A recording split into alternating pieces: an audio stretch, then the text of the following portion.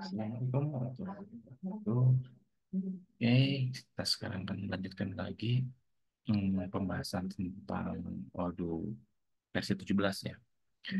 Nah, sekarang yang akan kita bahas itu tentang pengaturan awal yang tampilan awal setelah proses instalasi. Nah, untuk itu sekarang kita coba buka dulu aplikasi Odoo-nya di localhost ya. Kita pakai versi yang offline ya. Lokal sorry, lokal. Nah, ini udah ada portal 8069 ya. Nah, jadi sebelum kita mulai instalasi modul-modul yang disediakan, ya baiknya kita pahami dulu beberapa pengaturan awal ya. Nah, fungsi-fungsi awal ya, atau apa yang harus kita siapkan di awal. Nah, ini tampilan awalnya ya. Kita belum install modul satupun ya. Kita bisa cek di sini. Nah, jadi kalau misalkan teman-teman udah install, terus cek di pojok kiri atas ya, ini tanda kotak-kotak kayak gini. Nah, di sini baru ada apps dan setting. Ini artinya kita belum install satupun modul ya. Nah, di pojok kanan atas di sini ada profil kita ya. Ini foto profil kita ini kita bisa atur di preferensi. Nah, lalu ini tampilan modulnya kita bisa by list ini. Cuman kalau list eh, agak pusing juga ya. Kalau saya agak terbiasa enaknya yang ini sebutnya Kanban ya. Kanban itu berbentuk nih kayak kartu-kartu kayak gini. Kita tinggal klik activate, learn more untuk mempelajari lebih jauh gitu ya. Nah, sekarang kita masuk ke preferensi dulu deh. Sini ya, preferensi dari user. Nah, ini ya. Jadi yang login itu nanti akan muncul di sini fotonya. Lalu preferensinya juga ini akan melekat kepada siapa yang login ya. Oke, kita masuk ke preferensi. Nah, di preferensi ini ada dua eh, fungsi ya disediakan untuk dua pengaturan, dua jenis pengaturan ya. Di sini ada preference dan ada account security. Nah, kita di preference dulu. Nah, ini kan ngambil dari apa ya? Demo data lah ya, ngambil dari by default atau bawaan dari Odoo 17-nya. Ini kita bisa ubah sih sebenarnya namanya di sini gitu. Nanti di bagian user ya. Nah, di sini kita bisa edit tampilan fotonya. Misalkan kita pakai apa ya, coba. Nah, ini misalnya kita pakai foto. Terus ini emailnya.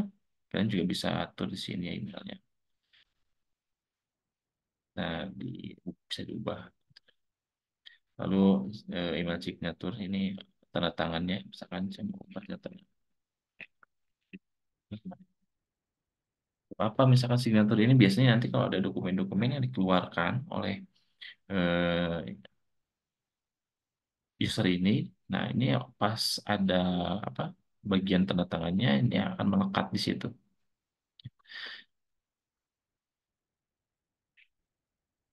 Nah sekarang di sini nah, ini ya language nih. Kalau misalkan saya bingung nih kalau misalkan pakai yang English, nih. Saya mau ubah ke bahasa. Nah kita bisa klik di sini. Nah kebetulan saya udah install apa bahasa Indonesianya. Cuman kalau teman-teman yang belum install bisa klik di sini add language. Nah, misalkan ada banyak nih kalian bisa pilih yang mana. Small misalkan ya banyak. Nah, di sini kita bisa cari yang sudah disediakan di Odoo. Nah, kita mau pakai bahasa Indonesia misalnya. Nah, bahasa Indonesia klik add misalnya. Nanti kalau sudah di add, nah bisa ditetapkan sebagai default ya. Kalau saya udah install, nah kita nggak perlu add aja.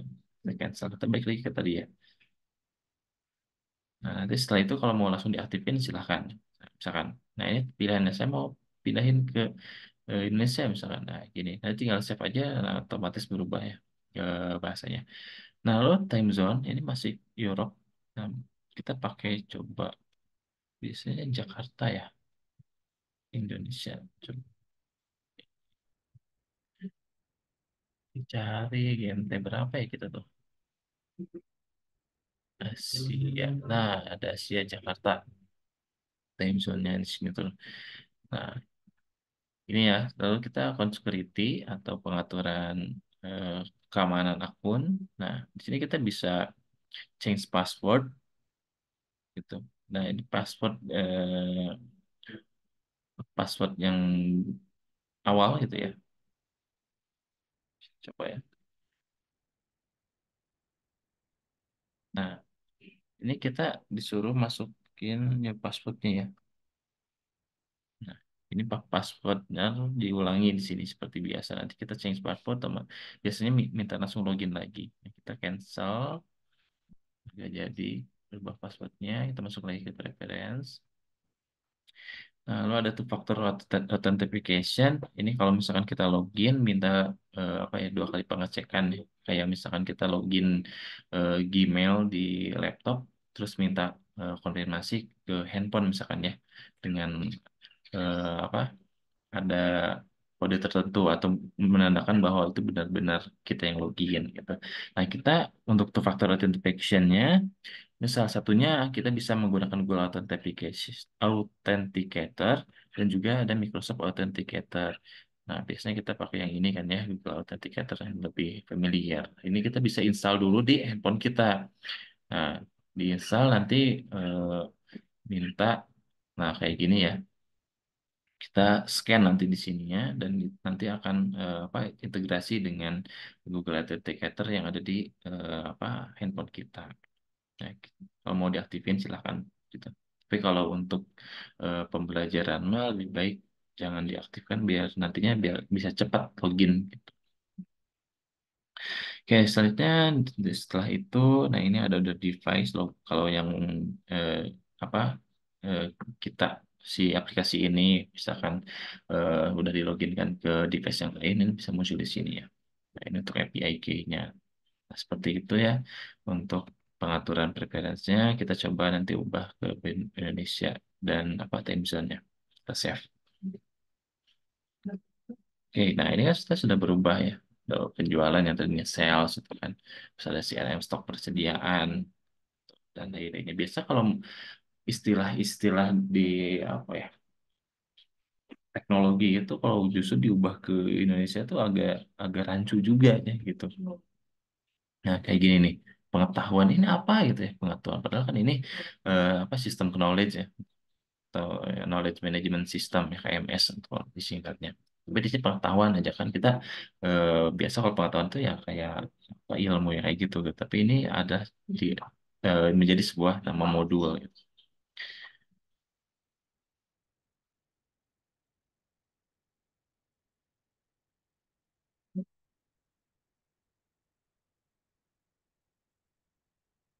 Oke, kita lanjutkan lagi. Ini preferensinya ini udah berubah ya fotonya dan ininya. Dan kita coba ke ya pengaturan ya. Kalau ini di aplikasi ya. Jadi kita posisinya ada di aplikasi atau daftar modul, kita masuk ke pengaturan. Nah, di pengaturan ini kita ada pengaturan umum, ada juga user dan perusahaan atau pengaturan untuk pengguna dan pengaturan untuk perusahaan. Kita di pengaturan umum dulu ya di sini. Nah, kalau kita misalkan mau menambahkan user, nah, kita bisa undang user tersebut by email ya. Kita masukin misalkan emailnya sistemik semudang id bisa undang. Nah, nanti akan otomatis masuk ke email ya, ke email yang tadi udah saya inputkan. Nah, lalu nah di sini masuk nambah ya di undangan yang eh, pending.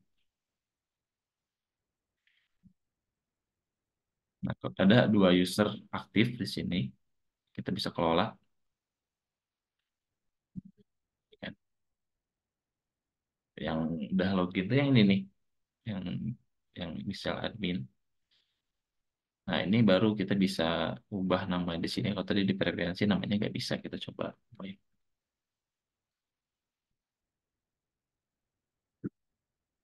Hak akses ini sebagai administrasi ya, aturan.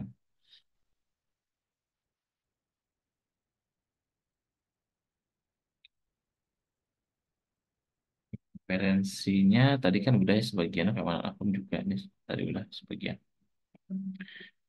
Nah, biasanya nanti hak akses itu nanti bisa diatur di bagian ini ya user ya. Ini kan hanya pengaturan general di awal.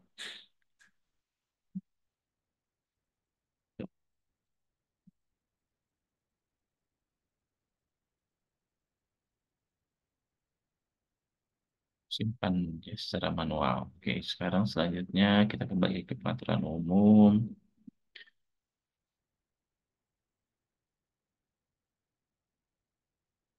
Oke, selanjutnya kita ke bahasa. Tadi bahasa udah ada. Jadi bisa mengatur di preferensi yang tadi juga bisa di sini ya. Coba tambahkan bahasa. Dan masih sama ya, tadi eh, tampilannya. Lalu ke bawahnya, nah ini perusahaan. Jadi ini masih bawaannya. Ini kita bisa update info seperti ini. Jadi alamatnya di mana, kalau di pajak di perusahaan, mata uangnya apa, gitu kan. Dan terus ada telepon, mobile, emailnya di websitenya. Ini warna untuk apa ya, kayak mungkin nanti kalau ada eh, identitas yang menampilkan warna, nah ini identitas warna yang digunakannya itu ada merah.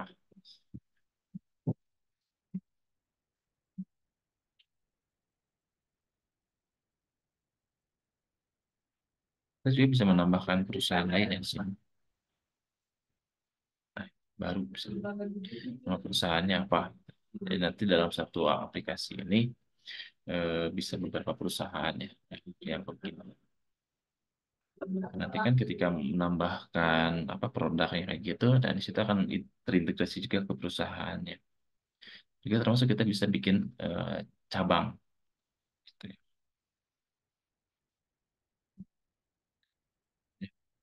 Oke, kita lanjutkan ke yang lain. Perusahaannya ini harus kita ubah dulu deh nama perusahaannya, jangan harus company. Kita ubah menjadi misalkan PT Sejahtera misalnya. Kita maju, nah, misalkan. Dan logonya juga coba ganti logo. Nah, ini aja lah. Harusnya sih kita siapin dulu ya logonya, bikin dulu gitu. Ya enak. Tapi ini hanya jadi contoh seperti ini. Kita save-nya ini ya, jangan lupa simpan secara manual.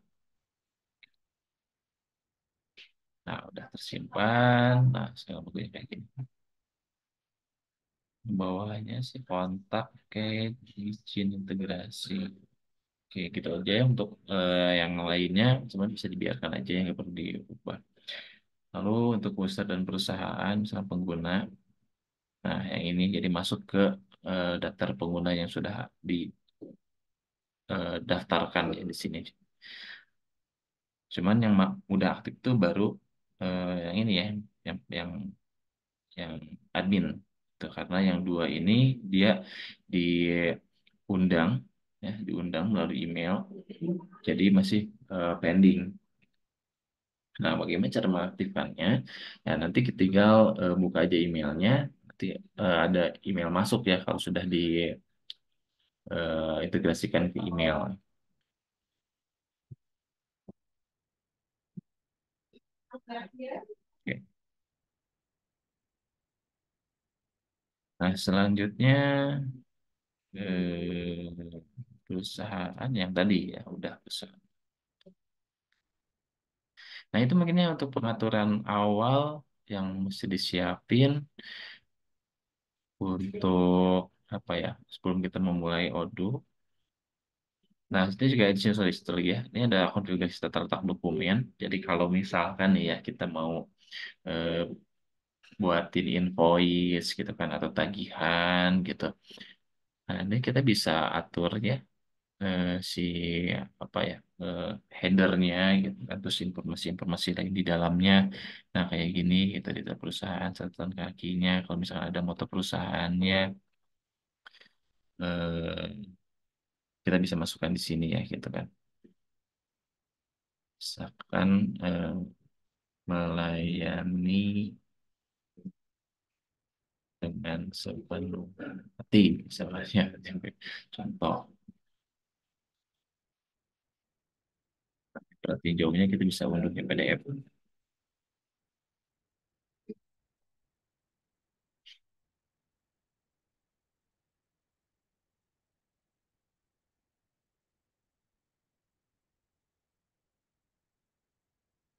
Ini generate dokumennya ya. Ini kan gak lama kalau eh, pertama kali generate dokumen.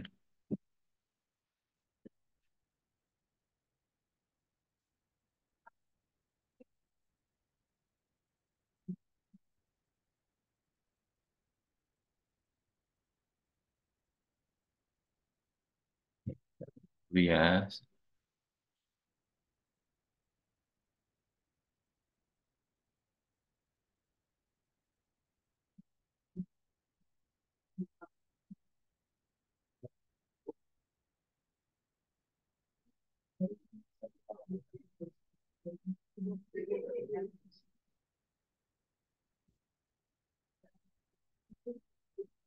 tuh, keluar emosi memuat ya, mohon sabar. Nah, ini coba. Nah, kayak gini. Ini tadi motonya, terus ini nama PT-nya, ini juga alamatnya, terus ini misalkan faktur invoice-nya, kayak gitu ya. Oke, setelah ini kita akan lanjut untuk membahas modul employee. Nah, jadi kita step by step aja untuk eh, tutorial yang sekarang atau penjelasan yang sekarang. Mungkin saya cukupkan ya. Terima kasih. Mudah-mudahan teman-teman bisa mempraktikannya. Saya tutup. Kita ketemu lagi di kesempatan yang lain. Assalamualaikum warahmatullahi wabarakatuh.